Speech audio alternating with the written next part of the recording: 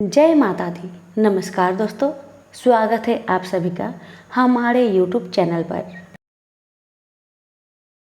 ओम नमः भगवते वासुदेवाय। आज पूर्णिमा के दिन मैं आप सभी को सुनाऊंगी श्री सत्यनारायण की व्रत कथा। आज के दिन जो भी भक्त इनकी कथा को श्रद्धा पूर्वक श्रवण करेगा उसकी सभी मनोकामना भगवान पूर्ण करते हैं। तो सभी मिलकर बोलिए श्री सत्यनारायण भगवान की जय। कथा को पूरा जरूर सुनिए और दूसरों को भी शेयर कीजिए। आप सुनिए कथा। सत्यनारायण की कथा कराने से सुख समृद्धि बनी रहती है। ऐसा माना जाता है कि जो लोग इस कथा को सुनते हैं उनकी सभी मनोकामनाओं की पूरी होती है। साथ ही इस व्रत को करने से जीवन के सभी दुख और दरिद्रता का नाश हो जाता है। घर में अन्न धन की भंडार भर जाती है। इस कथा को पूरा जरूर सुनिएगा। अगर अच्छी लगे तो कमेंट बॉक्स में श्री सत्यनारायण की जय अवश्य लिखें। अब सुनिए कथा। एक समय की बात है।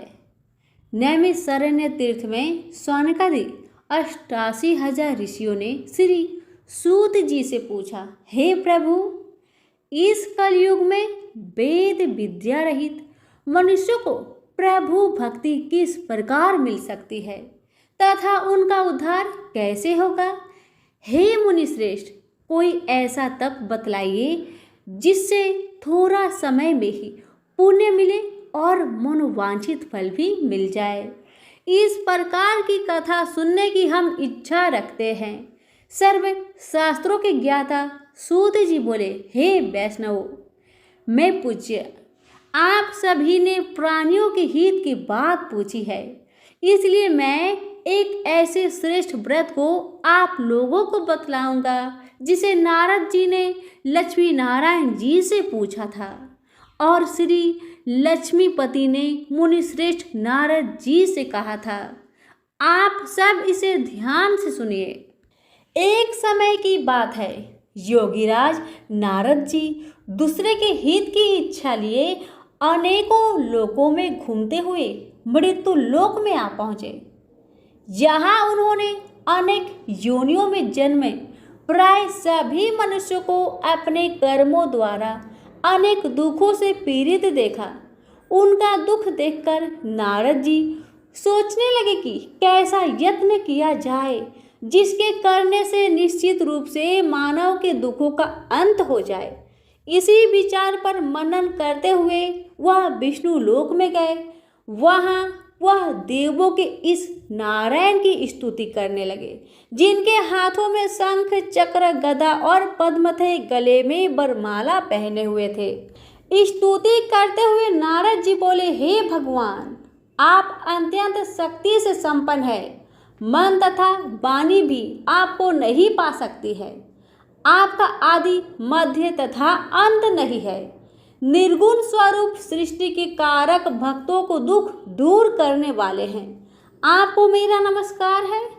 नारद जी की स्तुति सुन विष्णु भगवान बोले, हे मुनिश्रेष्ठ, आपके मन में क्या बात है?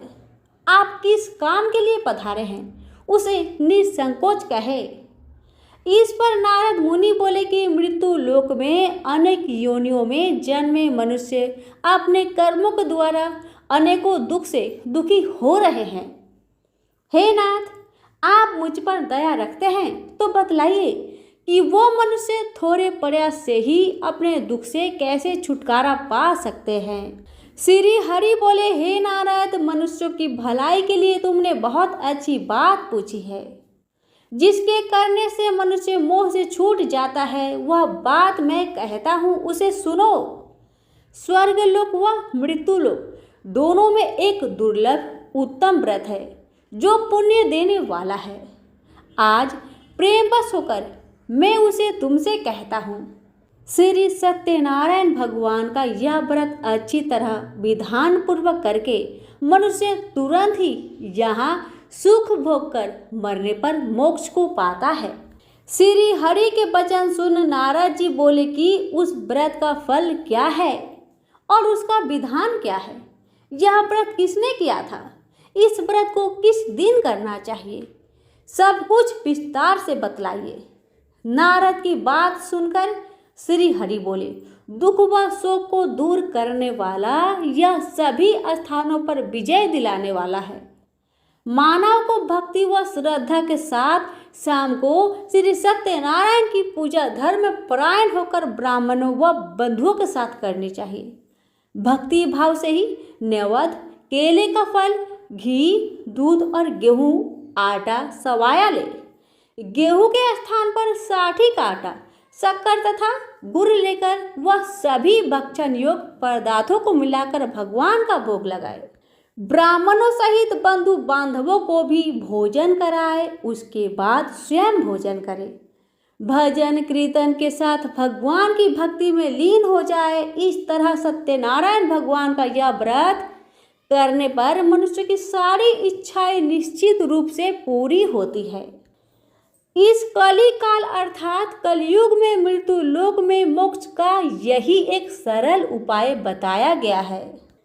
इति श्री सत्यनारायण व्रत कथा का प्रथम अध्याय यहीं पर संपूर्ण हुआ।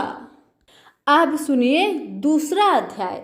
जी बोले, हे ऋषियों, जिसने पहले समय में इस व्रत को किया था उसका इतिहास कहता हूँ, ध्यान से सुनो। सुंदर काशीपुरी नगरी में एक अत्यंत निर्धन ब्राह्मण रहता था। भूख प्यास से परेशान वह धरती पर घूमता रहता था। ब्राह्मणों से प्रेम करने वाले भगवान ने एक दिन ब्राह्मण का वेश धारण कर उसके पास जाकर पूछा, हे ब्रीप, नित्य दुखी होकर तुम पृथ्वी पर क्यों घूमते हो? दीन ब्राह्मण बोला, मैं निर्धन ब्राह्मण हूँ, भिक्षा के लिए धरती पर घूमता हूँ। हे भगवान, यदि आप इसका कोई उपाय जानते हो तो बतलाए। वृद्ध ब्राह्मण कहता है कि सत्यनारायण भगवान मनोवांछित फल देने वाले हैं, इसलिए तुम उनका पूजन करो। इसे करने से मनुष्य सभी दुखों से मुक्त हो जाता है। वृद्ध ब्राह्मण बनकर आए सत्यनारायण भगवान उस निर्धन ब्राह्मण को व्रत का सारा विधान बताकर अंतर ध्यान हो गए। ब्राह्मण मन ही मन सोचने लगा कि जिस व्रत को वृद्ध ब्राह्मण करने को कह गया है मैं उसे जरूर करूँगा।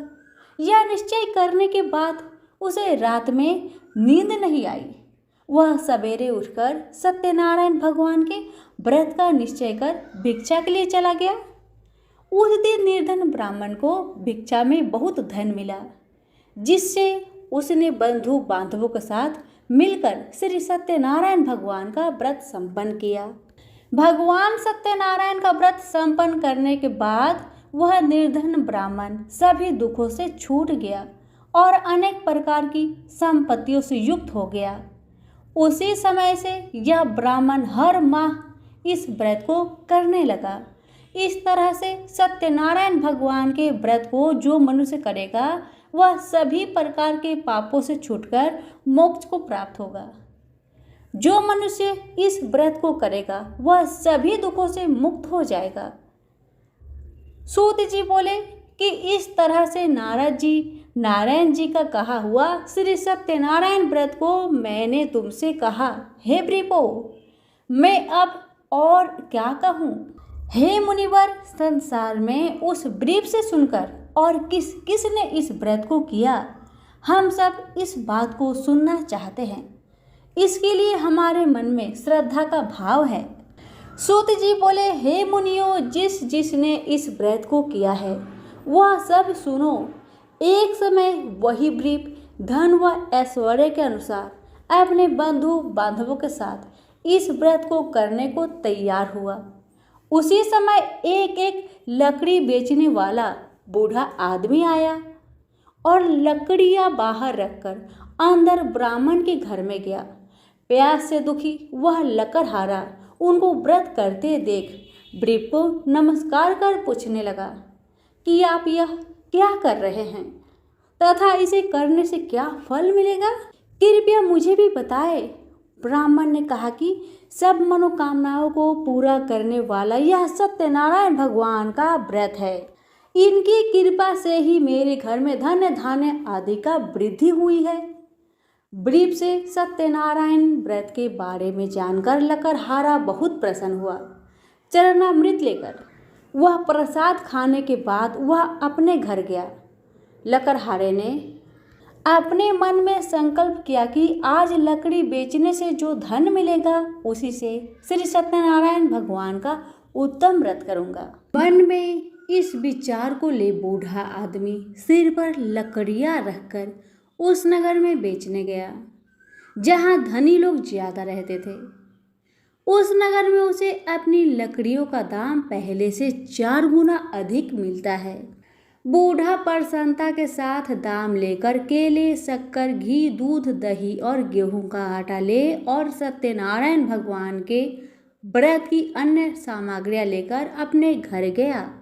वहां उसने अपने बंधु बांधवों को बुलाकर विधि विधान से सत्यनारायण भगवान का पूजन और व्रत किया। इस व्रत के प्रभाव से वह बूढ़ा लकड़हारा धन, पुत्र आदि से युक्त होकर संसार के समस्त सुख भोग कर अंत काल में वैकुंठ धाम चला गया।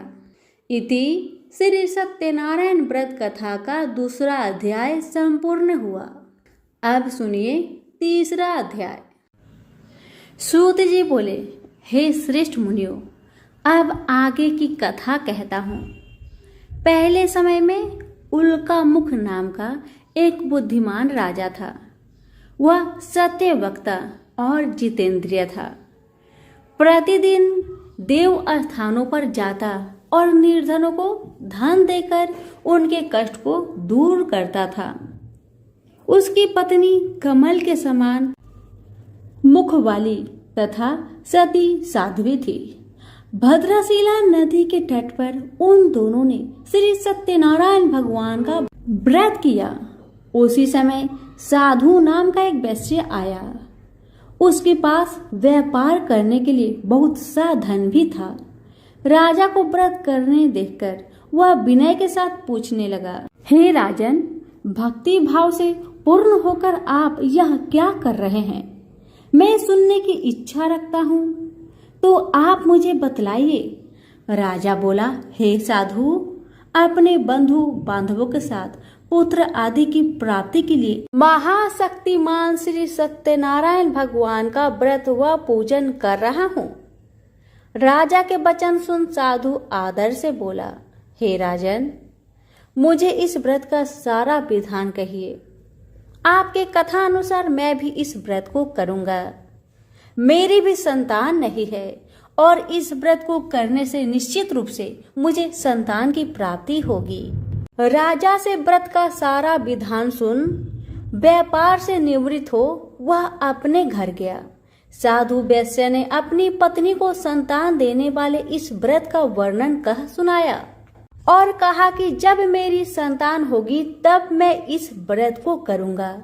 साधु ने इस तरह के वचन अपनी पत्नी लीलावती से कहे।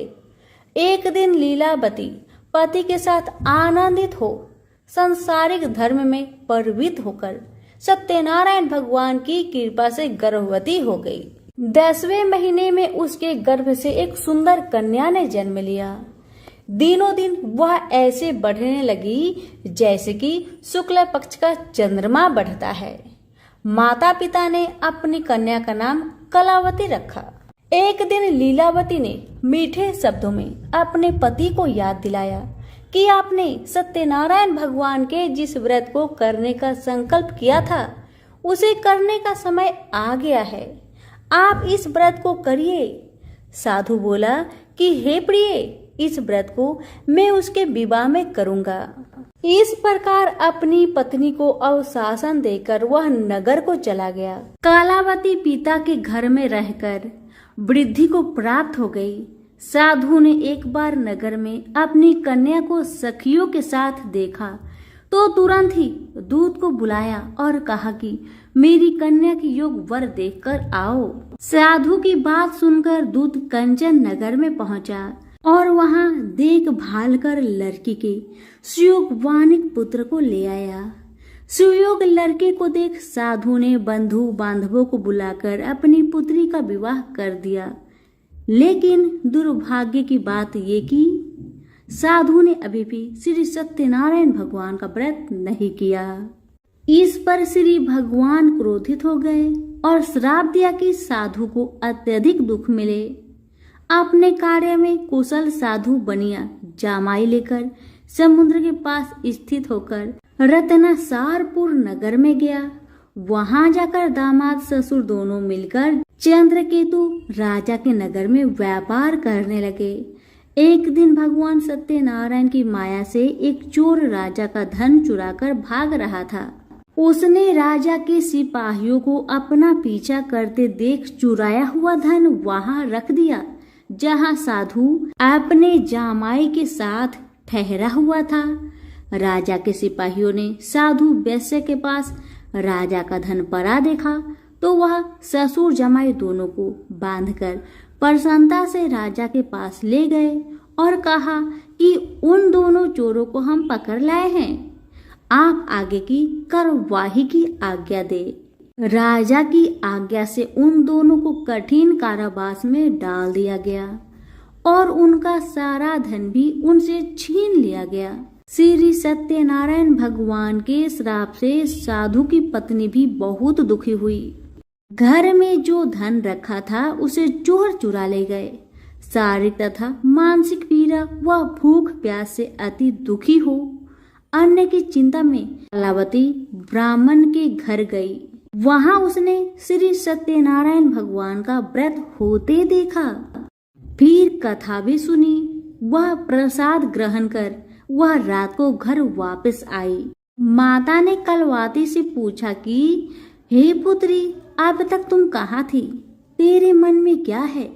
कलवती ने अपने माता से कहा, हे माता, मैंने एक ब्राह्मण के घर में श्री सत्यनारायण भगवान का व्रत देखा है।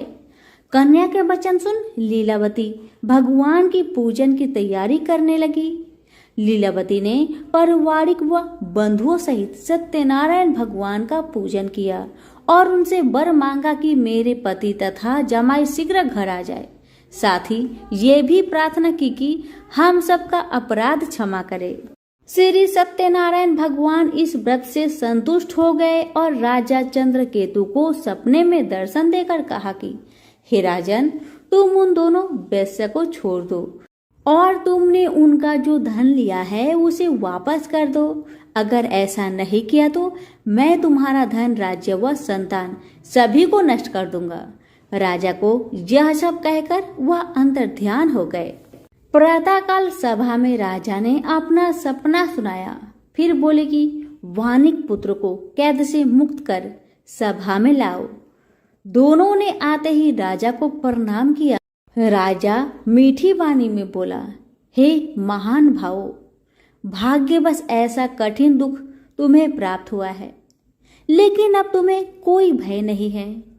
ऐसा कहकर राजा ने उन दोनों को नए वस्त्र भूषण भी पहनाए और जितना धन उनका लिया था उससे 2 गुना धन देकर वापस कर दिया। दोनों वैश्य अपने घर को चल दिए। इति श्री सत्यनारायण भगवान व्रत कथा 3 अध्याय संपूर्ण हुआ। अब सुनिए 4 अध्याय। सूत जी बोले, वैश्य ने मंगलाचार कर अपनी यात्रा आरंभ की और अपने नगर की ओर चल दिए।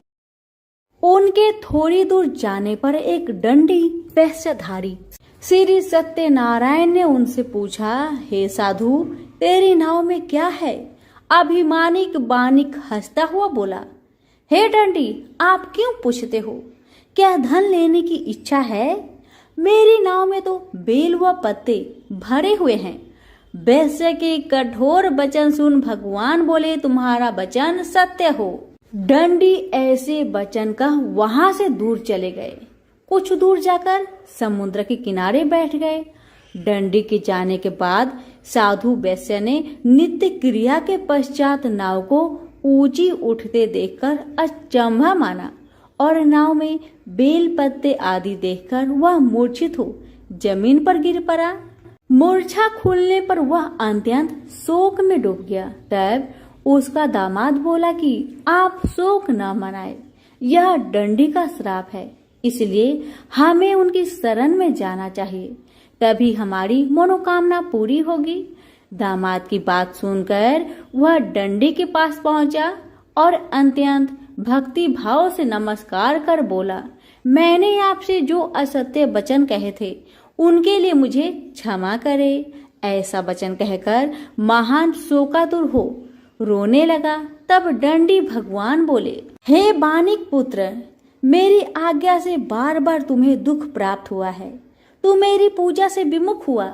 साधु बोला, हे भगवान, आपकी माया से ब्रह्मा आदि देवता भी आपके रूप को नहीं जानते, तब मैं अज्ञानी कैसे जान सकता हूँ। आप प्रसन्न होइए, अब मैं सामर्थ्य के अनुसार आपकी पूजा करूंगा। मेरी रक्षा करे और पहले के समान नौका में धन भर दे।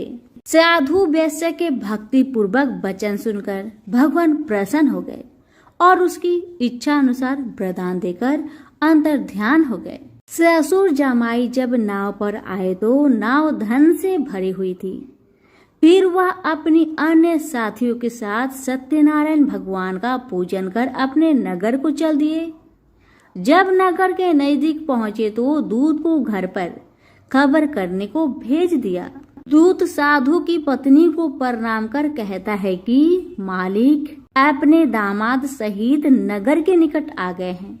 दूत की बात सुन साधु की पत्नी लीलावती ने बड़े हर्ष के साथ सत्यनारायण भगवान का पूजन कर अपनी पुत्री कालावती से कहा कि मैं अपने पति के दर्शन को जाती हूँ, तू कार्य पूर्ण कर, शीघ्र आ जा। माता के ऐसे वचन सुन कालावती जल्दी से प्रसाद छोड़ अपने पति के पास चली गई। प्रसाद की अवज्ञा के कारण श्री सत्यनारायण भगवान रुष्ट हो गए और नाव सहित उसके पति को पानी में डुबो दिए। कालावती अपने पति को वहां ना पाकर रोती हुई जमीन पर गिर गई। नौका को डूबा हुआ देख वह कन्या को रोता देख साधु दुखी होकर बोला, हे प्रभु, मुझसे तथा मेरे परिवार से जो भूल हुई है उसे क्षमा करे। साधु के दीन वचन सुनकर श्री सत्यनारायण भगवान प्रसन्न हो गए और आकाशवाणी हुई, हे साधु, तेरी कन्या मेरी प्रसाद को छोड़कर आई है, इसलिए उसका पति अदृश्य हो गया है। यदि वह घर जाकर प्रसाद खाकर लौटती है तो इसे इसका पति अवश्य मिलेगा। ऐसी आकाशवाणी सुन कलावती घर पहुंचकर प्रसाद खाती है और फिर आकर अपने पति के दर्शन करती है। उसके बाद साधु अपने बंधु बांधवों सहित श्री सत्यनारायण भगवान का विधि विधान से पूजन करता है। इस लोक का सुख भोग वह अंत में स्वर्ग को जाता है। इति श्री सत्यनारायण भगवान व्रत कथा का 4th अध्याय संपूर्ण हुआ। अब सुनिए 5वां अध्याय। सूत जी बोले, हे ऋषियों, मैं और भी एक कथा सुनाता हूँ, उसे भी ध्यान पूर्वक सुनो। प्रजापालक में लीन तुंगध्वज नाम का एक राजा था। उसने भी भगवान का प्रसाद त्याग कर दुख का सामना किया था। एक बार वन में जाकर वन्य पशुओं को मारकर वह बर के पेड़ के नीचे आया। वहां उसने गौ वालों को भक्ति भाव से अपने बंधुओं सहित सत्यनारायण भगवान का पूजन करते देखा। अभिमानवश राजा ने उन्हें देखकर भी पूजा स्थान में नहीं गया और ना ही उसने भगवान को नमस्कार किया। गौ वालों ने राजा को प्रसाद दिया, लेकिन उसने प्रसाद नहीं खाया और प्रसाद को वहीं छोड़ वह अपने नगर को चला गया। जब वह नगर में पहुंचा तो वहां सब कुछ तहस नहस हुआ पाया तो वह शीघ्र ही समझ गया कि यह सब भगवान ने ही किया है। वह दोबारा गौ वालों के पास पहुंचा और विधि पूर्वक पूजा करके प्रसाद खाया तो श्री सत्यनारायण भगवान की कृपा से सब कुछ पहले जैसा हो गया। दीर्घ काल तक सुख भोगने के बाद मरणोपरांत उसे स्वर्ग लोक की प्राप्ति हुई। जो मनुष्य परम दुर्लभ इस व्रत को करेगा तो भगवान सत्यनारायण की अनुकंपा से उसे धन धान्य की प्राप्ति होगी। निर्धन धनी हो जाता है और भय मुक्त हो जीवन जीता है। संतानहीन मनुष्य को संतान सुख मिलता है और सारे मनोरथ पूर्ण होने पर मानव अंत काल में वैकुंठ धाम को जाता है। सूत जी बोले, जिन्होंने पहले इस व्रत को किया है, अब उनके दूसरे जन्म की कथा कहता हूँ। वृद्ध सतानंद ब्राह्मण ने सुदामा का जन्म लेकर मोक्ष की प्राप्ति की। लकड़हारे ने अगले जन्म में निषाद बनकर मोक्ष प्राप्त किया। उल्कामुख नाम का राजा दशरथ होकर वैकुंठ को गए। साधु नाम के वैश्य ने मोरध्वज बनकर अपने पुत्र को आरे से चीरकर मोक्ष पाया। महाराज तुंगध्वज ने स्वयंभू होकर भगवान में भक्ति युक्त हो कर्म कर मोक्ष पाया। इति श्री सत्यनारायण व्रत कथा का 5वां अध्याय संपूर्ण हुआ। तो प्रेम से बोलिए श्री सत्यनारायण भगवान की जय।